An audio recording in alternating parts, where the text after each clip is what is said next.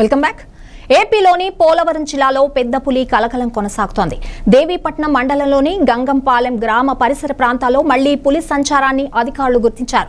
ప్రజలు అప్రమత్తంగా ఉండాలని, ముఖ్యంగా రాత్రి వేళలో బయటకు తిరగవద్దని సూచిస్తున్నారు. అటవీ శాఖ అధికారులు పులిని బంధించేందుకు విశ్వ ప్రయత్నాలు చేస్తున్నారు. ఈ పులి జూన్ 3, 4, 5 తేదీలో ఎక్కడ సంచరించిందో మళ్లీ అదే ప్రాంతానికి తిరిగి వచ్చిందని అధికారులు నిర్ధారించారు. నిన్న సాయంత్రం రామదుర్గం సమీపంలో కనిపించిన పెద్ద పులి తెల్లవారేసరికి గంగంపాలెం ప్రాంతంలో ఉన్నట్లు గుర్తించారు. అటవీ శాఖ సిబ్బంది తెల్లవారుజాము నుండే పులిని బంధించేందుకు ప్రయత్నాలు ముమ్మరం చేశారు.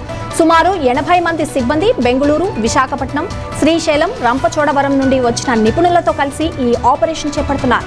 డ్రోన్లు, కెమెరాలు, ఉపగ్రహ కాల్ ద్వారా పులి కదలికలను ట్రాక్ చేస్తున్నారు.